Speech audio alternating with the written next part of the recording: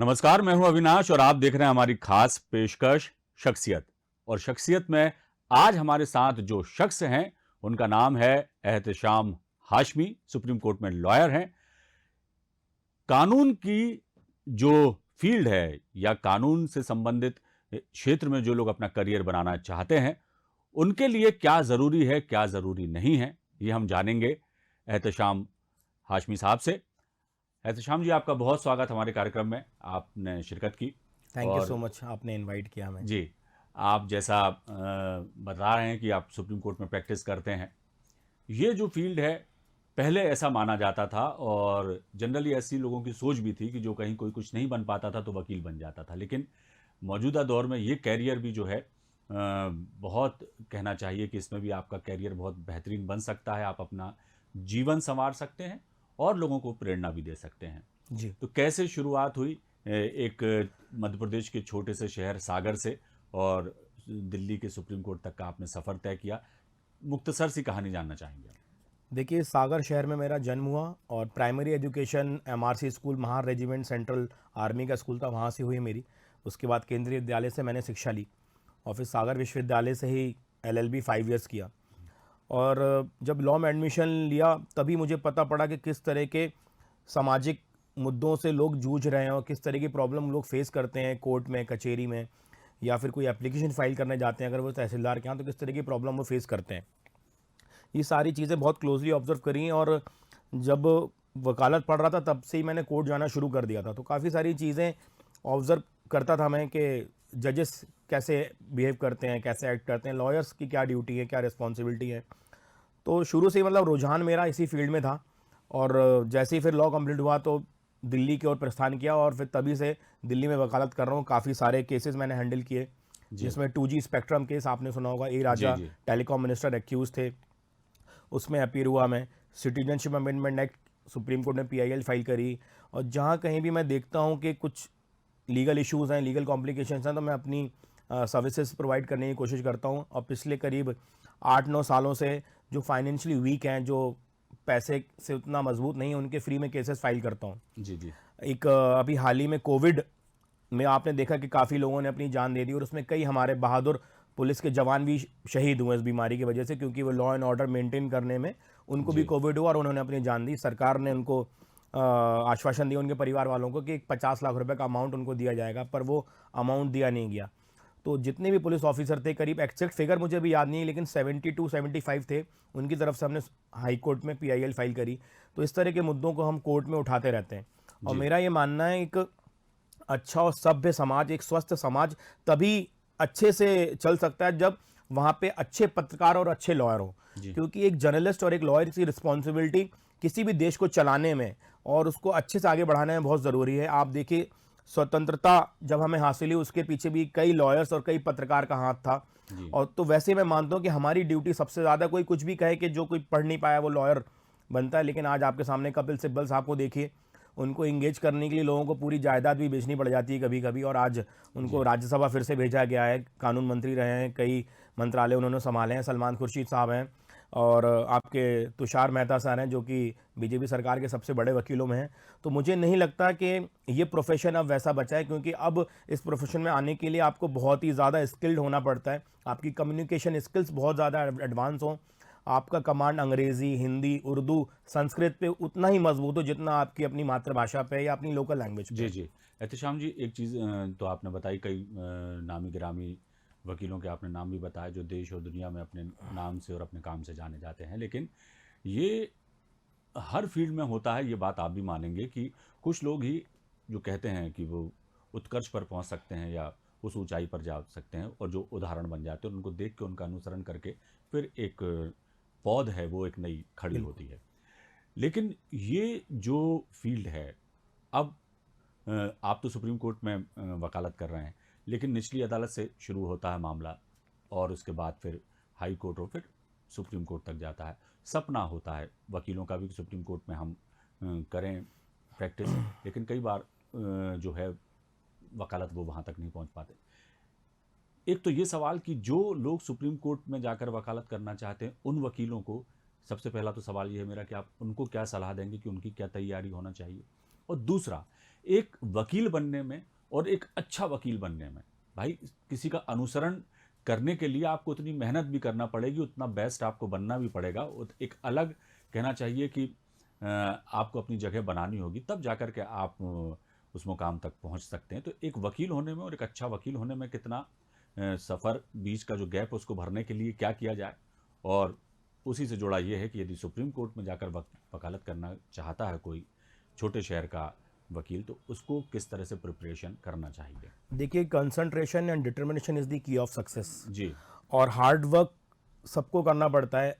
Degree लेके आप वकील बन सकते हैं, पर एक अच्छा वकील बनने के लिए आपको जितने भी सब्जेक्ट आपकी नॉलेज में, उन सब में आपको महारत हासिल करनी होती है। क्योंकि हो सकता है कई बार आपके सामने एक डॉक्टर का केस आ जाए, मेडिकल नेग्लिजेंस का केस आ जाए, तो वो आप तभी सॉल्व कर सकते हैं जब आपको मेडिको लीगल केसेस की भी नॉलेज होगी, थोड़ा सा मेडिकल सेक्टर की भी नॉलेज होगी, डॉक्टर्स की क्या रिस्पॉन्सिबिलिटीज़ हैं, क्या ड्यूटीज़ हैं, इनके बारे में भी आपको पता होगा। तो मुझे लगता है आपको अपडेट रहना पड़ता है न्यूज़पेपर और मैगजीन्स, और आजकल तो सोशल मीडिया पे भी बहुत सारे प्लेटफॉर्म्स हैं जहाँ पे आप जाके अपनी नॉलेज इंक्रीज़ कर सकते हैं। तो आपको अपडेट रहना पड़ता है कि कई बार आपके पास ऐसे केसेस आते हैं जो फील्ड बिल्कुल ही ज़्यादा अलग है। कई बार जी। आपके पास एग्रीकल्चर से रिलेटेड क्वेश्चंस आ जाते हैं, कई बार आपके पास पेट्रोलियम सेक्टर से लेके क्वेश्चन आ जाते हैं, कई बार टेलीकॉम से रिलेटेड क्वेश्चन आते हैं। जब हमारे पास टेलीकॉम मिनिस्ट्री का सबसे बड़ा केस आया, जिसको 2G स्पेक्ट्रम घोटाले के नाम से हम लोग जानते हैं, तब लोगों को ये भी नहीं पता था कि स्पेक्ट्रम होता क्या है। जी। लेकिन जब केस आया तो हमने दिन रात मेहनत करी, पढ़ा कि कैसे स्पेक्ट्रम काम करता है, टेलीकॉम मिनिस्ट्री कैसे काम करती है। ए राजा साहब और उनके जो टेलीकॉम उनके पीए थे, उनके साथ हम लोग बैठे, उसकी पूरी वर्किंग समझी, और फिर उस केस को हमने हाई कोर्ट में और स्पेशल जज साहब के सामने प्रेजेंट किया, और आपने देखा कि हमें एक्विटली मिला है और सब लोग अब बाइज्जत बरी हैं। तो मुझे ये लगता है कि मेहनत आपको हर फील्ड में करनी पड़ती है। आज काफ़ी सारे पत्रकार हैं, और आप जैसे ही अच्छे पत्रकार हैं जो आज यहाँ इतने बड़े चैनल को हेड कर रहे हैं, यहाँ बैठे हैं, तो उसके पीछे आपकी मेहनत, आपकी ईमानदारी और कितनी शिद्दत से आपने अपने प्रोफेशन से प्यार करके उसको सीखा है और उसको सिखाया लोगों को, ये डिपेंड करता है। और मुझे ये लगता है कि जो भी हुनर आपके पास है, उसको आप जितना बांटेंगे, जितना लोगों को सिखाएंगे, वो और आपकी नॉलेज में उससे ज़्यादा इंक्रीज होगा। वो सबसे इंपॉर्टेंट चीज़ जो बहुत ही टेक्निकल, अगर मैं आपको बात बताऊं, कि एक अच्छा लॉयर बनने के लिए, चाहे वो सुप्रीम कोर्ट के हों, चाहे डिस्ट्रिक्ट कोर्ट के हों, चाहे हाई कोर्ट के हों, मैं निचली अदालत और उच्च अदालत जो टर्म है इसके मैं खिलाफ रहता हूं। क्योंकि कोई भी वकील छोटा या बड़ा नहीं है, जैसे कि कोई भी डॉक्टर छोटा या बड़ा नहीं है, चाहे जी। वो एक गांव का डॉक्टर हो लेकिन वो भी जान बचा रहा है, और एक दिल्ली में कोई मैक्स हॉस्पिटल या अपोलो में है, वो भी, मैं उनको इक्वल समझता हूँ। लेकिन सब अपनी अपनी जगह पे काम कर रहे हैं, तो कोई भी वकील छोटा और बड़ा नहीं है, सारे अपनी मेहनत से काम करते हैं। और यहाँ तक कि मैं कहूँगा जो डिस्ट्रिक्ट कोर्ट के लॉयर्स रहते हैं वो बहुत ज़्यादा मेहनत करते हैं, लेकिन कहीं ना कहीं उसमें उनमें जो एक प्रोफेशनलिज्म की थोड़ी सी कमी देखने को मिलती है। उसके जिम्मेदार आज हमारे जो लॉ कॉलेजेस हैं वहाँ पे, क्योंकि पढ़ाई का तरीका काफ़ी पुराना रखा गया। आज आप देखिए जी। पत्रकारिता में भी कितनी नई नई टेक्नोलॉजीज आई हैं। जब जी। हम 83-84 में न्यूज़ देखते तो एक बहुत ही मतलब नीरस सा वातावरण होता था, और एक एंकर होती थी और वो न्यूज़ पढ़ती थी। लेकिन आज बहुत डायनेमिक फील्ड है, बहुत ही हाईली क्वालिफाइड लोग इस प्रोफेशन में, जर्नलिज्म की फील्ड में आ रहे हैं। वैसे ही लीगल फील्ड में भी काफ़ी प्रोफेशनल लोग आ रहे हैं, हाईली क्वालिफाइड लोग आ रहे हैं। मतलब MBA BE करने के बाद कई लोग तो ऐसे हैं जो IAS से रिज़ाइन किया, IPS से रिज़ाइन किया, और आज वो प्रैक्टिस कर रहे हैं। तो ये बहुत डायनेमिक फील्ड बन चुकी है और काफ़ी ल्यूक्रेटिव भी है। लेकिन अच्छा लॉयर आप तभी बन सकते हैं जब आपका कम्युनिकेशन स्किल बहुत स्ट्रांग होगा। उसके लिए आपको अपने ऊपर काम करना पड़ेगा, प्रोफेशनल्स के अंडर में आपको ट्रेनिंग लेनी पड़ेगी। आपकी बिल्कुल। इंग्लिश लैंग्वेज, हिंदी, उर्दू, संस्कृत, हो सकता है आपके पास कई बार संस्कृत स्कूल टीचर का केस आ जाए, तो आप उसको कैसे एड्रेस करेंगे, कैसे समझेंगे। बिल्कुल, बात समझ गया मैं एहतेशाम जी आपकी। लेकिन एक चीज़ और मैं जानना चाहूँगा आपसे कि हमारे देश में इतनी अदालतें हैं, लाखों केस पेंडिंग पड़े हैं, और ये एक बहुत बड़ी समस्या है। जजों की कमी है, ये भी आप जानते हैं कि जज हमारे देश में बहुत कम हैं, और एक-एक जज पर इतना बोझ है कि वो बड़ा मुश्किल होता है उनके लिए न्याय दे पाना जल्दी किसी को। तो ये बहुत बड़ी वजह है कि पीड़ित को न्याय मिलने में देर होती है। लेकिन वकील भी कई बार अपने मुवक्किल को बचाने के लिए या उसके फेवर के लिए कई बार जो है, जैसा हम सुनते आए हैं, देखते आए हैं कि तारीख पर तारीख वाली बात जो हो जाती है, तो वकीलों की भी जवाबदारी बनती है कि बिल्कुल यदि बनती है। यदि जजों की कमी है या इतने हज़ारों की, लाखों की तादाद में केस पेंडिंग रखे हुए हैं, तो कितना रोल आपको लगता है कि वकीलों का भी है? यदि वकील संज्ञान ले लें, वकील एकजुट होकर इस तरह की कोई व्यवस्था बन सके समन्वित प्रयासों से, अदालत के थ्रू या जुडिशरी और वकील मिलकर के कोई एक ऐसी व्यवस्था बना सकें ताकि न्याय भी पीड़ितों को जल्द से जल्द मिले और इतने पेंडिंग केस हैं वो उनका बोझ अदालतों पे ना रहे। तो एक बहुत बड़ी ये समस्या है जी, एहतेशाम जी, काफ़ी इसको बड़ी। लेकर क्या लगता है आपको कि वकीलों की क्या भूमिका हो सकती है और यदि उनको सपोर्ट चाहिए जुडिशरी से तो किस तरह का सपोर्ट आपको मिलना चाहिए? बहुत अच्छा सवाल किया आपने और मैं चाह रहा था कि कभी किसी डिबेट के दौरान कोई मुझसे ये सवाल पूछे। आज आपने मुझे इस सवाल का जवाब देने का मौका दिया, बहुत बहुत शुक्रिया। आज आप देखते हैं कि एक आईपीएस ऑफिसर अच्छा काम करता है, उसको राष्ट्रपति मेडल मेडल मिलता है या मंत्री महोदय उसको सम्मान करते हैं 26 जनवरी पे।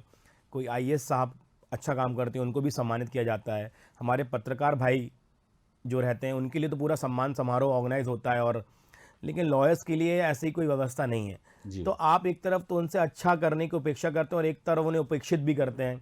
वो अगर आप एक ग्रेडिंग सिस्टम जो जजेस के लिए वो लॉयर्स के लिए भी हो, जी। कि जो भी लॉयर अगर डेट नहीं लेंगे, अच्छे से आर्ग्यू करेंगे, तो उन्हें हम ये प्राइज़ देंगे, जी। उन्हें हम यहाँ उनके लिए एक घर देंगे। जी। और उस तो जो ये प्रोत्साहन वाली चीज़ है, जी। जो पुरस्कार वाली चीज़ है, ये लॉयर्स के लिए भी होना चाहिए, क्योंकि हर आदमी चाहता है कि अगर मैं कुछ अच्छा काम करूं तो कम से कम लोग मेरी पीठ तो थपथपाएं, भले ही मुझे कुछ मॉनेटरी फायदा ना हो। लेकिन लॉयर्स के लिए इस तरह की कभी कोई व्यवस्था नहीं रही। लॉयर्स को हर इंसान ने यूज़ किया, चाहे वो नेता हो, मंत्री हो, डॉक्टर हो, इंजीनियर्स हो, लेकिन कभी उनके हित के बारे में किसी ने नहीं सोचा। आज आप देखिए सबके लिए हाउसिंग सोसाइटी बनती हैं, जी। लेकिन लॉयर्स के लिए कोई सोसाइटी नहीं है, उनके बच्चों के लिए कोई व्यवस्था नहीं है। आप देखिए, ये सवाल भी आप उठाइए कि जो लॉयर बेचारा अपने प्राण त्याग देता है, उसके बच्चों का खर्चा कौन उठाता है? आप देखिए कभी प्रधानमंत्री निधि या मुख्यमंत्री कोष से कोई सहायता क्या वहाँ तक पहुँची है? तो जब ये एक अधिवक्ता वर्ग इतना उपेक्षित है, तो उससे आप जब इतनी सारी उपेक्षाएं रखेंगे तो वो क्या करेगा? लेकिन आज आप देखिए कि कम से कम आपको एक तसल्ली तो होती है। हर आदमी के फ़ोन में 2-3 लॉयर्स के नंबर रहते हैं, जिनको ये पता रहता है कि मुझे रात में कोई भी प्रॉब्लम होगी तो मैं फ़ोन कर सकता हूँ कॉन्फिडेंस से। तो ये चीज़ भी हम रूल्ड आउट नहीं कर सकते हैं। अच्छे और बुरे लोग हर प्रोफेशन में हर जगह हैं, तो हम लॉयर्स में भी कुछ लोग हैं जो अच्छे से काम नहीं करते हैं, लेकिन उसके पीछे ज़िम्मेदार तो हमारा समाज है, हमारी जी। सामाजिक व्यवस्था है। एक लॉयर के घर में जो बूढ़े लॉयर्स हो जाते हैं, अभी मैं पूछूं अगर, तो कि जितने लॉयर्स हैं जो कि 70 से ऊपर हो चुके हैं, जो कि चल फिर नहीं पा रहे हैं, कोर्ट नहीं आ पा रहे हैं, उनके लिए क्या व्यवस्था हम करते हैं? उनके प्रोत्साहन के लिए क्या व्यवस्था करते हैं? नहीं चलिए, ये एहतेशाम जी बहुत ठीक है, ये बात आपकी बिल्कुल सही है कि वकीलों के लिए भी होना चाहिए और सही बात है कि यदि प्रोत्साहन का एक थोड़ा सा तड़का लग जाए तो बहुत बड़ी बात हो जाती है, हिम्मत बढ़ती है, हौसला बढ़ता है। सवाल लेकिन यहाँ पर भी अनुत्तरित ही रह जाता है कि इतने सारे केसेस को यदि निपटाने के लिए यदि एक सही व्यवस्था बनाई जाए तो उसके लिए आप जो कह रहे हैं वो बात अपनी जगह बिल्कुल सही है, जी। लेकिन क्या कुछ समन्वित प्रयास जुडिशरी और वकीलों के बीच में होना चाहिए जी। ताकि इस बोझ को कम किया जा सके जी। जी। जी। और जो एक जेन्युइन केस है या पीड़ितों को न्याय दिलाने वाली बात है, वो जो ट्रायल्स आपके कोर्ट में चलते हैं वो जल्दी हों और लोगों को अपनी बारी आने का इंतज़ार बहुत लंबा नहीं करना जी। पड़े, क्योंकि ये जब भी कोई छोटा केस हो या बड़ा केस हो निश्चित तौर पर टाइम कंज्यूमिंग होता है। और बिल्कुल। दूसरा, हर मुवक्किल या हर व्यक्ति, हर फरियादी के पास उतना पैसा और उतना समय नहीं होता। कई बार तो वो हताश हो जाते हैं, हार जाते हैं, जबकि सही होते हैं और न्याय नहीं मिल पाता। सही कह तो रहे हैं। ये यदि एक समन्वित प्रयास किए जाएं जी। एहतेशाम जी, तो जी। निश्चित तौर पर बोझ यदि कम हो केसेस का बिल्कुल। अदालतों पे तो आप निश्चित तौर बिल्कुल पर। सही कह रहे हैं। जैसे कि एक जुडिशियल एकेडमी हमारे यहाँ होती है जो जजेस को ट्रेन करती है, तो मुझे लगता है कि एक एकेडमी लॉयर्स के लिए भी होना चाहिए, क्योंकि लॉयर्स को ट्रेनिंग जैसी कोई व्यवस्था नहीं की है। हर इंसान जो भी जिस प्रोफेशन में आता है उसके लिए ट्रेनिंग की व्यवस्था होती है, लेकिन हमने लॉ पढ़ लिया और कहीं ना कहीं रोल उन लॉ कॉलेजेस का भी है जो प्रॉपर तरीके से एजुकेशन दे नहीं पा रहे हैं। जी। वो सिर्फ कहीं ना कहीं डिग्री बांटने में विश्वास रखते हैं, लेकिन एक जी। जो प्रोफेशनल्स को ट्रेन करना है, प्रोफेशनल लॉयर्स को ट्रेन करना है, कॉम्पिटेंट लॉयर्स को ट्रेन करना है, उसमें कहीं ना कहीं कमी है, तो उसमें सुधार की बहुत ज़रूरत है। मुझे लगता है ministry of law and justice को डायरेक्ट अपना कंट्रोल रखना चाहिए लॉ कॉलेजेस पे और कोर्ट पे। जैसा कि लाइव स्ट्रीमिंग अब से शुरू हुआ है, honourable Madhya Pradesh high court पहला हाई कोर्ट था हमारा जहाँ पे लाइव स्ट्रीमिंग शुरू हुआ है। उसमें जो क्लाइंट है, मान लीजिए आपका केस चल रहा है, तो आप पूरी प्रोसीडिंग अपने यूट्यूब पे, अपने टीवी पे, अपने फ़ोन पे देख सकते हैं। तो ये व्यवस्था, लाइव स्ट्रीमिंग की व्यवस्था डिस्ट्रिक्ट कोर्ट में भी होना चाहिए, क्योंकि क्लाइंट भी अपने लॉयर पे नज़र रख पाएगा कि क्या चल रहा है और बाकी सोसाइटी भी देख पाएगी। तो उससे मुझे लगता है कि जब आपको कोई देखता है, जैसे हम जब घर में रहते हैं तो हम नॉर्मल कुर्ता पजामा पहन के, लेकिन हम बाहर कहीं जाते हैं तो हम सूट पहन के जाते हैं। तो वैसे ही अगर कैमरा आपको देख रहा है तो लॉयर्स वहाँ पे अच्छे से प्रेजेंट करेंगे, मेहनत करेंगे, तो इनमें एक धीरे धीरे फिर ये बिल्ड होगा कि हमें इस क्वालिटी को मेंटेन करके चलना है। जी। कुछ लॉयर्स भी हैं जो काम ही नहीं करना चाहते हैं, तो उनकी भी ग्रेडिंग की जाए, उनके लाइसेंस सस्पेंड किए जाए। मैं ये चाहता हूं कि जिसकी जो रिस्पॉन्सिबिलिटी है उसको निर्धारित करके उनको अकाउंटेबल ठहराया जाए जी, क्योंकि भीड़ बहुत बढ़ती जा रही है, भीड़ बहुत अदालतों बढ़ रही में है। बैठने तक की जगह नहीं है। अच्छे अच्छे वकील जो नामी गिरामी हैं, लेकिन यदि अदालत में जाके आप देखें कि वो कहाँ बैठते हैं तो अजीब सा लगता है देख के कि उनको बैठने तक की जगह नहीं है। बहरहाल सारी फील्ड्स में जो है बहुत बेहतर काम हो रहा है। इंजीनियर्स, डॉक्टर्स निकल रहे हैं हमारे देश में, साइंटिस्ट निकल रहे हैं, मुख्तलिफ इदारों में भी जो है अपना नाम कमा रहे हैं हमारे यहाँ के बच्चे। ये एक जो फील्ड है कानून से संबंधित, इसमें भी बहुत अच्छे अच्छे कॉलेजेस हो गए। अब पहले जैसी बात नहीं रहेगी, ग्रेजुएशन किया, 3 साल की डिग्री ले ली और सनद लेकर के आप आ गए और वकील बन गए। लेकिन अब सीरियस हो गए हैं लोग, और जो लोग वाकई वकील बनना चाहते हैं, अच्छा अधिवक्ता बनना चाहते हैं और इस प्रोफेशन में बहुत अच्छा नाम कमाना चाहते हैं, तो वैसे कॉलेजेस भी हो गए हैं हमारे हिंदुस्तान में। लेकिन फिर भी उनकी संख्या बहुत कम है। बहुत कम और जो बच्चे जुडिशरी लाइन में या इस लाइन में आए, जिन्हें जज बनना है, वकील बनना है, उनको मोटिवेट यदि परिवारों की तरफ से किया जाए या किसी तरह से एक माहौल बनाया जाए, तो भी निश्चित तौर पर समझा जा सकता है कि एक नई पौध विकसित की जा सकती है अच्छे अधिवक्ताओं की। उसके लिए क्या कुछ किया जाना चाहिए सरकारी तौर पर, और बच्चों को किस तरह से तैयारी करना चाहिए, ये दोनों सवाल हैं। आप इनका मिला के जवाब दे दीजिए संक्षेप में। जी जी देखिए, काफ़ी सारे हमारे मध्य प्रदेश के जजेस हैं जो बहुत कॉम्पिटेंट हैं, लेकिन जब वो जी। रिटायर हो जाते हैं तो हम उनकी सेवाएं नहीं ले पाते हैं। तो मुझे लगता है कि एक dedicated training centre for lawyers establish करना चाहिए हर स्टेट में।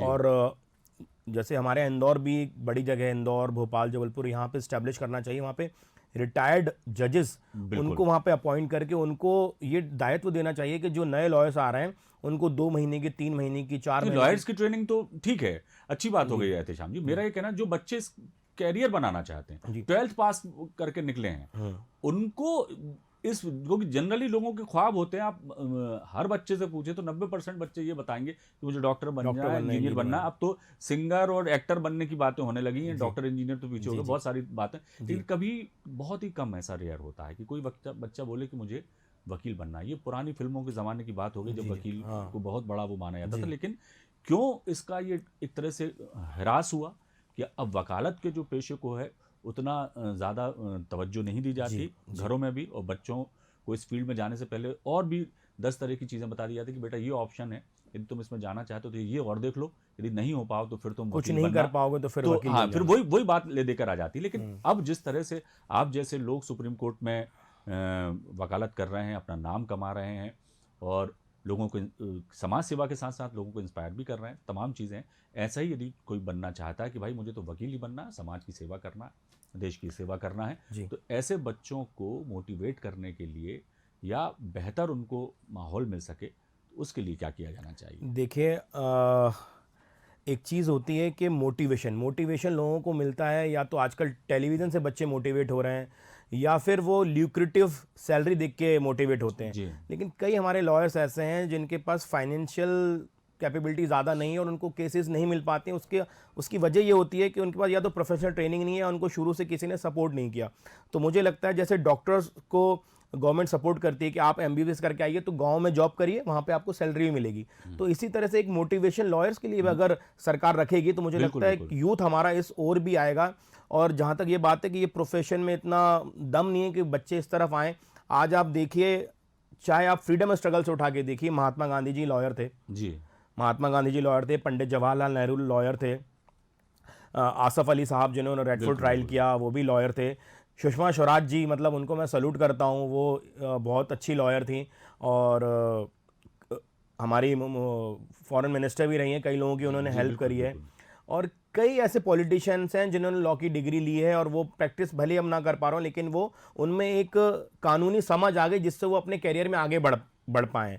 आज जितने भी ऑर्गेनाइजेशन हैं, आज आप देखिए कोई बड़ा चैनल है, उसका एक CA साहब उनके अलग होते हैं, जी। उनका सिक्योरिटी एडवाइजर भी अलग होता है। लेकिन जनरली हम लोग जो इंडियंस हैं, इनकी टेंडेंसी है कि हम लोग लीगल एडवाइजर रखने से बचते हैं। जी जैसे कि बाइक खरीद लेते हैं हम इंडियंस, लेकिन हेलमेट नहीं लेते हैं। जी तो एक लॉयर जो है, अच्छा लॉयर, वो किसी भी ऑर्गेनाइजेशन के लिए हेलमेट का काम और लेग गार्ड का काम करता है। जी तो मुझे लगता है कि अगर इस तरह का भी कुछ प्रमोशन हो कि बिल्कुल। जितने भी बिजनेस हाउसेज हैं वो एक लॉयर्स को अपने यहाँ अपॉइंट करें, तो मुझे लगता है उनकी लीगल प्रॉब्लम्स भी कम होंगी और जो हमारे बच्चे हैं वो मोटिवेट होंगे। और जितने भी हमारे जैसे लॉयर्स हैं या फिर सीनियर लॉयर हैं, सलमान खुर्शीद साहब हैं, कपिल सिब्बल साहब हैं, तुषार मेहता सर हैं, इस तरह के लॉयर्स से एक मोटिवेशनल टॉक हमको ऑर्गेनाइज करना चाहिए, चैनल्स पे उनको बुलाना चाहिए और उनसे एक सिंपोजियम भी ऑर्गेनाइज कर सकते हैं हमारे स्टेट में, बिल्कुल। जिससे कि लोगों को पता पड़े। क्योंकि आज पेरेंट्स जो हैं वो 50 साल पहले पढ़ के निकल चुके हैं, जी तो वो जो उन्होंने तब सीखा था वो आज बच्चों को बताते हैं कि तुम डॉक्टर बनो, तुम इंजीनियर बनो। जी तो वो उस हिसाब से, लेकिन अब सोसाइटी बहुत ज़्यादा चेंज हो चुकी है।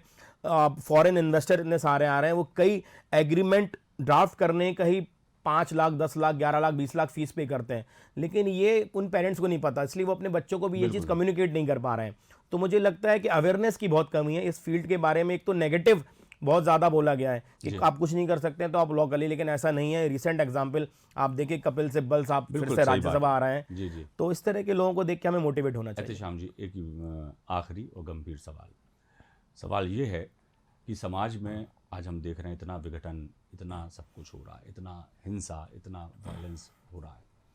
आतंकवाद हमारे देश में ख़त्म होने का नाम ही नहीं ले रहा। कई तरह के अपराध जो हैं होने लगे हैं, नए नए तरीके। अब तो साइबर क्राइम एक नया बड़ा मुद्दा है। एक जरिया हो गया है। जो अपराध हैं, अपराधी, उनको एक नया टूल मिल गया एक तरह से कहना चाहिए। तो कई बार देखने में आता है कि जो अपराधी बेखौफ हैं, उसमें बहुत बड़ी वजह हमारी कहीं ना कहीं कानून व्यवस्था भी उसके लिए जिम्मेदार है कि उन्हें मालूम है कि हम यदि कोई अपराध करेंगे, पकड़े भी जाएंगे, जी तो हमें हमारे वकील हैं वो बचा ले जाएंगे।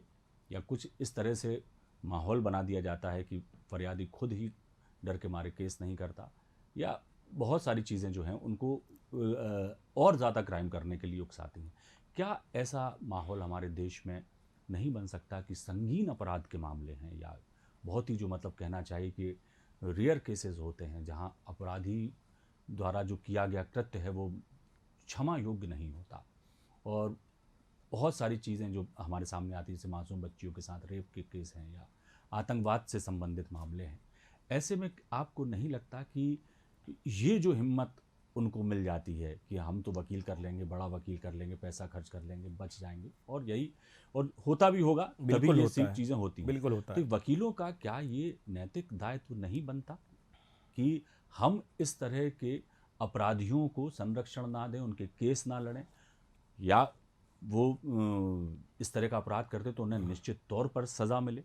निर्भया के केस में कितने साल लग गए, तब जाकर के 4 लोगों को फांसी हुई, लेकिन ऐसे हज़ारों केस हैं जी जिनमें फांसी की सज़ा हो चुकी है, बिल्कुल सही लेकिन कह रहे हैं सालों गुजर गए हैं, लेकिन वो जेल में बंद हैं, लेकिन कोई उसका वो नहीं हुआ। आप। जी तो क्या नहीं लगता आपको कि वकीलों को भी इस तरह का एक समाज सेवा के लिए संज्ञान लेना चाहिए खुद, कि हम ऐसे अपराधियों के केस नहीं लड़ेंगे, हम उनका कभी भी उनकी पैरवी नहीं करेंगे जो संगीन अपराध वो करते हैं, या समाज में वो छूट के आते हैं तो एक गलत संदेश समाज में जाता है। जी देखिए, दो तरह के कानून होते हैं। एक जो इस्लामिक कंट्रीज़ में शरिया लॉ, जी वहाँ किसी ने कोई क्राइम किया, सेकंड है उसको एग्जीक्यूशन मिलता है। लेकिन हमारा संविधान हमें ये बोलता है कि कितना ही बड़ा अपराधी हो लेकिन उसको प्रॉपर ट्रायल दिया जाएगा।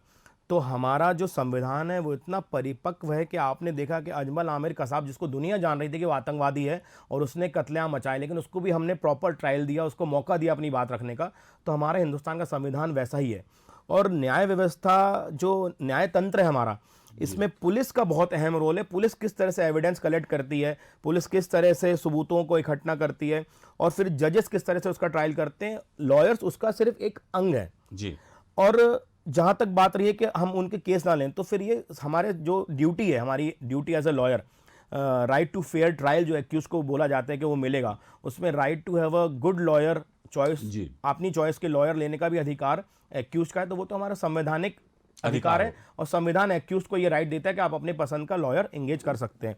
और जहाँ तक बात रही कि जैसा समाज है जी वैसे ही लोग भी आते हैं। जी आप कहेंगे कि वकील खराब है, हाँ ठीक है, लेकिन वकील बनने के बाद खराब नहीं हुआ, वो पहले से ही संस्कार उसके खराब ही रहे होंगे उसमें। अगर वो वकील के अलावा कुछ और भी बनता तब भी वो वहां पे जी खराब खराब ही बनता, चाहे डॉक्टर बनता तो भी कुछ गलती करता, पत्रकार बनता तब भी कुछ गलती करता। तो जो हमारे मॉरल एजुकेशन है, मुझे लगता है उस पर हमें जोर दिया जाना चाहिए। जो बच्चे हैं जो नर्सरी, एलकेजी, यूकेजी में जा रहे हैं, आज पेरेंट्स उनसे एक्सपेक्ट करते हैं बेटा तुम्हारी सैलरी 50 लाख रुपए महीना होनी चाहिए, पहली बात यही होती है। लेकिन बहुत कम पेरेंट्स हैं जो ऐसे बोलते हैं कि बेटा तुम्हारे संस्कार अच्छे होना चाहिए, तुम एक अच्छे इंसान बनो। तो हम खुद ही चाहते हैं हमारा बच्चा पहले ही कॉलेज से निकले और मर्सिडीज खरीद ले। जब हम खुद ही ये अपेक्षा रखेंगे उनसे तो फिर वो अच्छा बिल्कुल इंसान नहीं बनेंगे, वो रईस इंसान बनेंगे। और रईस इंसान में और अच्छे इंसान में बहुत फ़र्क है। तो मुझे लगता है हमें अभी से बच्चों को वो मॉरल एजुकेशन देनी चाहिए कि समाज में किस तरह से रहना है, ईमानदारी से रहना है, मेहनत से रहना है, लोगों की हेल्प करना है। इस तरह की वैल्यूज जब बचपन से हम डालेंगे तभी वो एक जिस प्रोफेशन में भी जाएंगे, चाहे वो लीगल प्रोफेशन में जाएं या डॉक्टर बने या पत्रकार बने, तब वो अच्छे पत्रकार, अच्छे डॉक्टर, अच्छे लॉयर्स बन सकते हैं। लेकिन हम लॉयर बनने के बाद उनसे एक्सपेक्ट करें कि अब वो अच्छे लॉयर बन जाएं तो वो पॉसिबल नहीं है। चलिए, बहुत सारी चीज़ें हैं और ये तो सवाल हमारे नहीं, जनता के ही हैं, क्योंकि कहीं ना कहीं से जनता की ही बातें हम लोगों के जहन में आती हैं, तो वही बातें हम चाहते हैं कि हम आपसे करें। और कम वक्त में भी बहुत सारी बातें आपने बताई और जिस बेबाकी से आपने अपनी बात रखी, और हमारे जो युवा हैं उनको एक कहना चाहिए कि एक दिशा देने का भी आपने कोशिश की है कि किस तरह से वो इस फील्ड में एक आकर चीज़ और के मैं कहना अपनाएं। चाहूँगा, जी, जो भी स्टूडेंट्स हैं जो लॉ करना चाहते हैं, भोपाल से हों या मध्य प्रदेश में और कहीं से भी हों, वो आपके चैनल के माध्यम से गाइडेंस ले सकते हैं और मैं उनको बताऊंगा कि किस कॉलेज में एडमिशन लें, किस तरह से तैयारी करें। और मैं चाहता हूँ कि आने वाले 5 सालों में कम से कम 50 ऐसे लॉयर्स हम लोग दें जो सुप्रीम कोर्ट में अपने मध्य प्रदेश वासियों के हक की लड़ाई लड़ सकें। चलिए, बिल्कुल, बहुत अच्छे नेक ख्याल हैं आपके और हम उम्मीद करेंगे कि जैसी आपकी कामना है वो पूरी हो। बहुत शुभकामनाएं आपको अपने आपके आगामी प्रोजेक्ट्स के लिए और Thank you आपकी so जो much. सोच है उसको जो कहना चाहिए कि अमली जामा पहनाने के लिए। बहुत बहुत शुक्रिया बहुत एहतशाम जी। शुक्रिया। और ये थे एहतशाम हाशमी साहब, जिन्होंने बताया कि किस तरह से तैयारी करना चाहिए एक वकील होने में और एक अच्छा वकील होने में, क्या फ़र्क होता है, उस अंतर को किस तरह से पाटा जा सकता है और इस फील्ड में भी एक बेहतर कैरियर बनाया जा सकता है। शख्सियत की इस खास पेशकश में